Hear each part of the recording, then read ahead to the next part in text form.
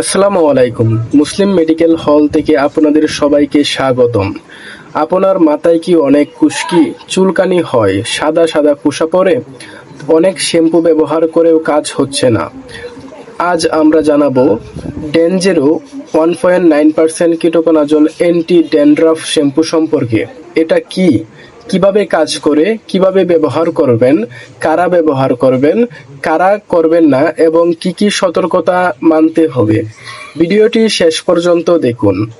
খুশকি কেন হয়? অনেকেই মনে করেন শুধু মাথা পরিষ্কার না রাখলেই খুশকি হয়। আসলে সব সময় তা নয়।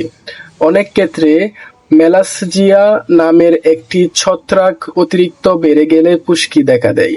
এর ফলে মাথা চুলকায়, সাদা কুশা পড়ে, চুল পড়া বাড়তে পারে, মাথার ত্বক লাল হয়ে যেতে পারে। ডেনজেরো কি?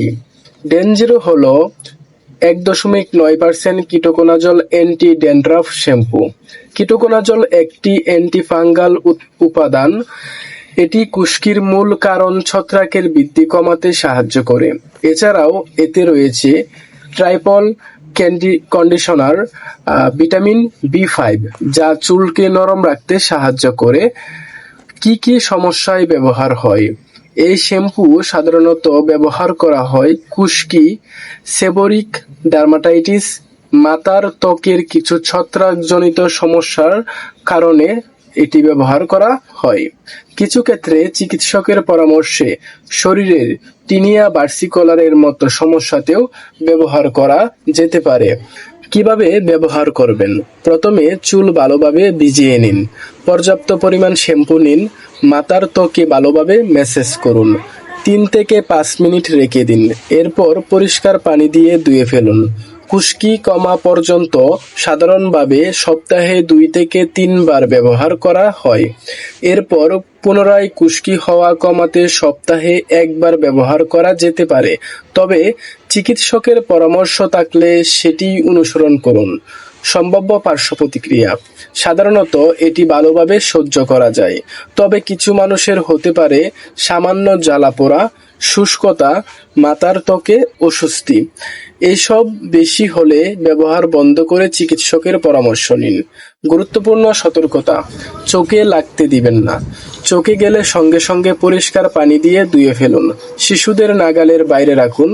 যদি স্টেরয়েড ক্রিম ব্যবহার করেন তাহলে হঠাৎ বন্ধ না করে চিকিৎসকের পরামর্শ নিন। গর্ভাবস্থা ও বুকের দুধ খাওয়ানোর সময় ব্যবহার করার আগে চিকিৎসকের পরামর্শ নেওয়া ভালো। রাসূলুল্লাহ সাল্লাল্লাহু আলাইহি ওয়াসাল্লাম বলেন, আল্লাহ কোনো রোগ সৃষ্টি করেননি, এমন নয় যে তার চিকিৎসাও সৃষ্টি করেননি।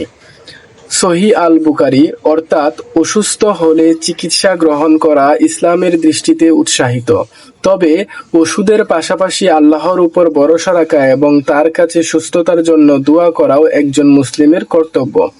শেষ কথা, যদি ভিডিওটি আপনার উপকারে আসে তাহলে একটি লাইক দিন, বন্ধুদের সঙ্গে শেয়ার করুন এবং মুসলিম মেডিকেল হল চ্যানেলটি সাবস্ক্রাইব করে পাশে থাকবেন। আল্লাহ হাফেজ।